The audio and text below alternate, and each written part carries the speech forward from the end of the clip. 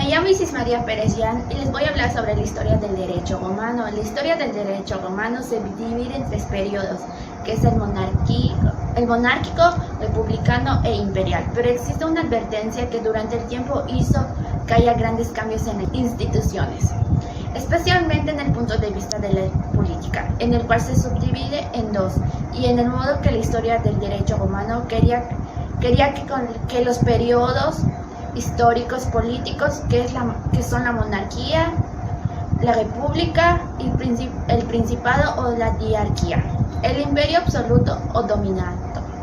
La monarquía abarca desde la fundación romana entre el año 243 de la era romana, entre el año 753 al 510 a.C.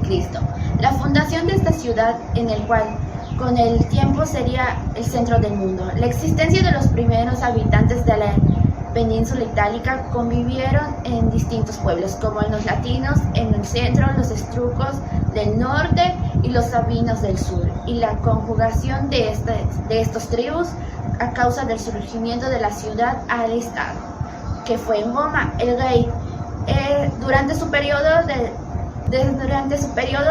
monárquico, tiene una duración aproximada entre el año 250. Roma vivía bajo el gobierno de los 7 reyes, que son Rómulo, que crea el Senado, y los siguientes monarcas, que fue Tulio Hostílico y Anco Marcio. Fueron los reyes guerreros que consolidan el poder militar. Los comicios consistían en una asamblea política legislativa, en el cual su término proviene de comitum. Existían dos tipos, que son las curias y los centurias. El Senado es un cuerpo consultivo en el cual apoya al rey con sus consejos, en el cual cobraban cada vez mayor ascendientes, y está integrado por 100 miembros escogidos por el monarca.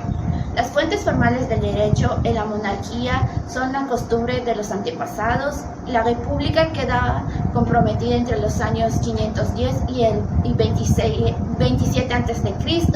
Durante este periodo persiste una gran pugna entre los patricios y los plebeyos. El Senado es el cuerpo consultor que adquiere una importancia considerable, que está capacitado con los asuntos que son relacionados con la paz y con las guerras. Los comicios se reúnen y funcionan. Los comicios son curianos, pierden importancia e intervienen entre los actos religiosos y del derecho privado. Los comicios por tribus son los ciudadanos que se agrupan atendiendo a un criterio territorial basado en un domicilio. Los magistrados son la figura de rey, que son por 2 magistrados de alto funcionamiento político llamados cónsules, y los magistrados se destacan por un poder muy alto. Y las fuentes formales del derecho en la república ocupan la existencia de las verdades de las fuentes formales del derecho. La ley es una disposición didáctica por el pueblo cuando éste se reúne en comicios, y constan de 3 partes, que son los praescriptos, rogatio y sanctio. Y las leyes de las tablas 12 se conocen que provienen de las leyendas y de las referencias indirectas. Los plebiscitos son aquellos que la plebe ordena y establece que puedan distinguirse de las leyes, que encuentran la manera en que se citan una a otra. Los senadoconsultos son todas las medidas legislativas que son emitidas por el Senado. Los edictos de los magistrados tienen una relación con aquello el cual tiene una labor, que era administrar la justicia. La jurisprudencia tiene como opiniones que son emitidas por los jurisconsultos sobre las cuestiones que se planteaban por particulares o por los propios magistrados. El principado o la diarquía inicia con el advenimiento de Augusto en el año 27 a.C. al 284. Fuentes formales del derecho en el principado o diarquía se dividen en 4 clases de constituciones imperiales, que son los edicta, que son disposiciones semejantes a los edictos magistrados, o sea, comunicaciones efectuadas de forma directa al pueblo. La mandata puede consistir en instrucciones dirigidas a los funcionarios, principalmente a los gobernadores de provincia. Decreta decisiones judiciales tomadas por el emperador como magistrado supremo en un juicio y el rescripta son la respuesta de emperador a un funcionario o a un particular acerca de una cuestión de derecho. El imperio absoluto o dominato es el cual todos los poderes se concentran en manos del emperador. La ley romana de Visigodos fue compuesta por Alárico II y se le conoce como Breviario de Alárico. Se integró por constituciones imperiales de Teodosio. La ley romana de los Borgoñones, también conocida como la ley Gambetta, data en el año 51 y es elaborada por el rey Guandobado. El derecho romano Justiniano en el año 527 ascendió al trono imperial por el emperador Justiniano, que reinaría hasta su muerte en el año 565.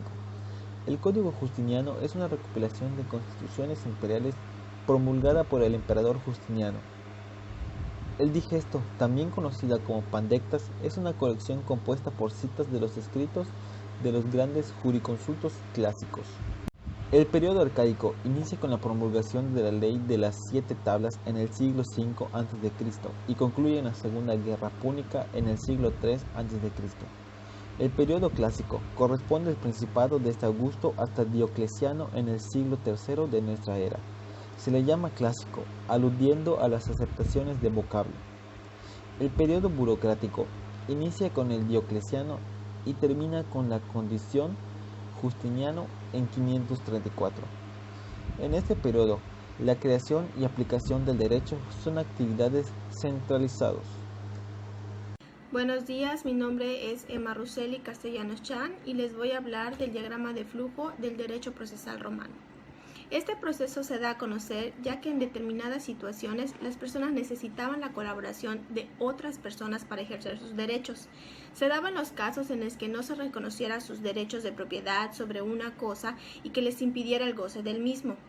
He ahí donde recurrían a los órganos encargados de administrar justicia para pedir que se les reconociera. El comportamiento de los litigantes frente al tribunal, los pasos que daban a seguir para lograr una sentencia, así como la organización judicial, son precisamente el material del derecho procesal. Cuando una persona ponía su demanda, recibía el nombre de acción, y a la persona que se le demandaba recibía el nombre de reus, según los romanos. Se conocían 3 sistemas correspondientes, cada uno de ellos en diferentes periodos históricos políticos. A las diferentes fases de la evolución del derecho privado, el primero llamado sistema de acciones de la ley. Este inició durante el periodo de la monarquía, pero quedó consagrado en el sistema republicano por la ley de las 12 tablas. El segundo sistema de procedimiento fue creado por el pretor Peregrino, que fue el formulario. Este nació en la época republicana, cobró mayor importancia en el Principado y corresponde al derecho clásico.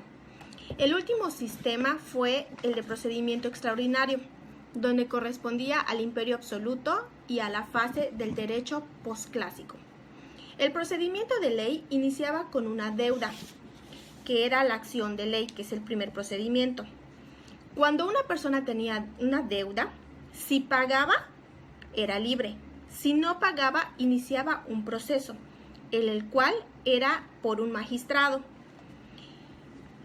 Existían 5 acciones de la ley, las cuales 3 eran declarativas y 2 eran ejecutivas.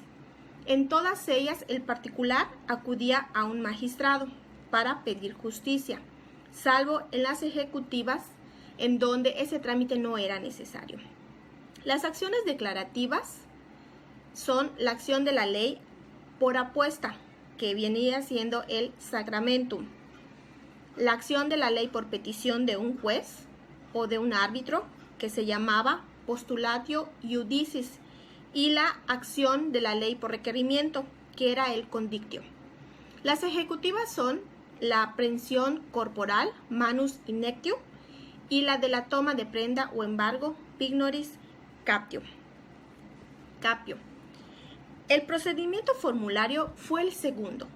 Este era por un pretor peregrino que ayudaba a los litigantes a redactar un pequeño texto, al que se le llamó la fórmula, en el cual se reunían los antecedentes y pretensiones de las partes y que servía para que el juez tuviese una visión completa del problema existente. También iniciaba con una deuda. Si se pagaba, no procedía, pero si no se pagaba, entonces empezaba con el in iure. Este procedimiento se dividía en dos fases. La fase in iure, que era el primero, en el cual se redactaba y se aceptaba la fórmula, y la fase apud iudicem, que se desarrollaba ante el juez.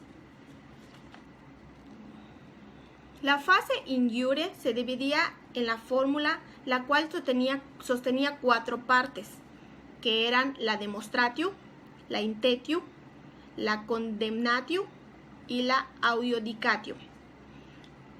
Y de eso nos llevaba a la litis contestatio, que es el último acto llevado ante el magistrado. A partir de este momento, el proceso está completamente entablado. Es entonces la piedra angular del proceso. La fase apud iudicem es la segunda fase del proceso, que se desarrolla ante un juez. El juez se basa primero en la fórmula y en las pruebas y alegatos de las partes, con lo cual se podrá determinar la sentencia, por lo cual el juez cuenta con plazos más amplios según las circunstancias. La sentencia pecuniaria solo puede contener la absolución o la condena del demandado. Con la sentencia se termina esta fase. Las vías de ejecución nos indicaban que el deudor tiene 60 días para cumplir con la sentencia. En caso de no cumplir, el acreedor puede ejercer el actio iudicati y se ejerce sobre los bienes del deudor mediante cualquiera de las siguientes 3 medidas: la bonorum venditio, la bonorum distractio o la toma de prenda. Los magistrados también crearon otras medidas encaminadas a proteger situaciones especiales no contempladas en la fórmula o que ameritaban una solución más rápida. Estas medidas, que podemos llamar extrajudiciales, son las estipulaciones pretorias, la restitución por entero y los interdictos. Muy buenas tardes, noches. Respecto a la hora del cual se está viendo este video, yo soy William Abraham Fernández Cobb y yo voy a tratar de complementar lo que dijo mi compañera anterior. Voy a tratar de decir el resto de la parte de lo que ella explicó, lo cual se trata de los procedimientos extraordinarios, lo cual se menciona que fue el último sistema de un procedimiento, del cual reguló lo que viene siendo el derecho romano.